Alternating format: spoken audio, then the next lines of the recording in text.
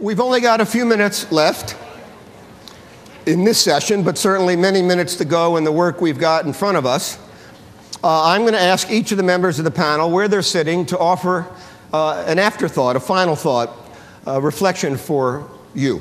So why don't we start? Let's go this way. Tom, why don't we start with you? Well, I'd actually build off your comments, Ken, about we have not articulated the purpose of growing old, of what are we going to do with this tremendous resource of older people. It's the answer to this question, why survive? And the answer is, and I think we've heard it, a consistent theme from all the panelists, is we need older people. We need their wisdom. We need their knowledge. We need their experience. We need to work with them as individuals, find a sense of purpose. It's not about us doing for them. It's about releasing that energy to solve some very substantial challenges and take advantage of the opportunities that are ahead. Thank you. Thank you. Mae. Well, thank you. Mae. I think we've got to stop this erosion of our social capital in terms of our people, our relationships, our communities. If retirement means to disappear, why don't we change that word to rewirement? Rewire yourselves after you finish one job, take up another purpose, become a community leader, community organizer, form a village. We formed 100 villages in our county with over 10,000 members in just the past 6 months. They have formed their own little government. If you ever wanted to be in politics, get involved with livable communities.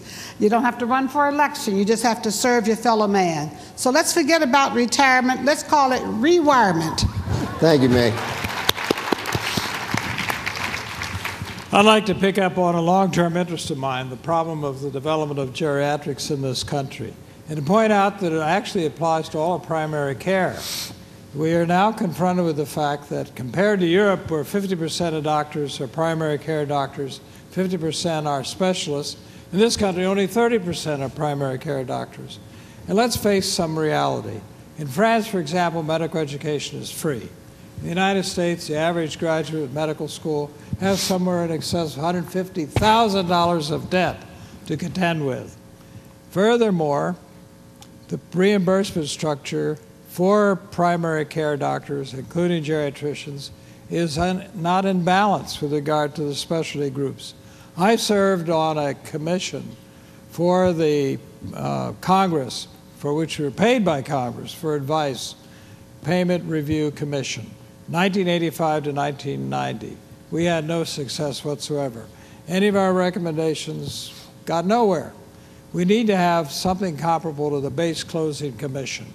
That is, I think, possibly part of this bill, or at least it was intended to be. I'm a little lost as to what's now still in the bill.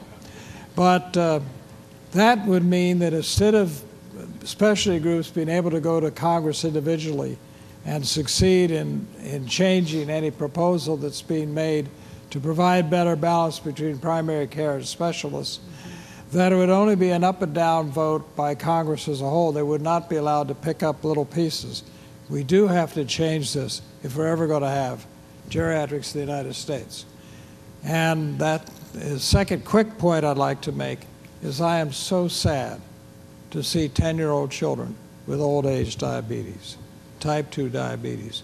We wrote a paper a couple of years ago in which we predicted, sadly, this could be the first generation that lives less long than their parents. A horrible thought that we might actually lose 3 to 5 years of this longevity revolution that we experienced in the last century. We've got to change our dietary habits. We've got to have physical fitness programs in our schools. We have to have the lunch hour be a nutrition teaching hour. We've got to change things in order to make it possible for kids to grow up healthily. Thank you. So a few years ago, the United Nations said that the 3 major issues of the 21st century are energy, security, and aging. And around that time, I had sort of stepped away from these associations, but I would stay in contact with my friends, and I'd say, who are the great visionary new leaders in the field of aging? And in 100% of the cases when I asked that question, nobody had an answer. So there is the work that we've done so far, but then there's the work that's got to happen next to helping this country, this world, envision the role of all the generations, and the appropriate distribution of resources, and fair play between those with power and those without. And I would say that this is it's funny, I keep thinking, when is the year where I'm going to sort of go into my next career? But I just feel like it's just getting started here in this field. So I hope we've given you some things to think about. Before we leave, I'm going to do one last version of this, and I know it's contrived, but I know you all have got your own thoughts. We're going to chat here among ourselves just for a minute. If all of you could swing around to whomever's sitting next to you and share, what do you think, triumph or tragedy, and how come? Take a moment, please, and then I'm going to break us all in just a moment or two. And I want to say on behalf of my colleagues and myself, we want to thank you for coming this morning, and thank you for being here at ASA NCOA. Hope you have a fantastic rest of your meeting.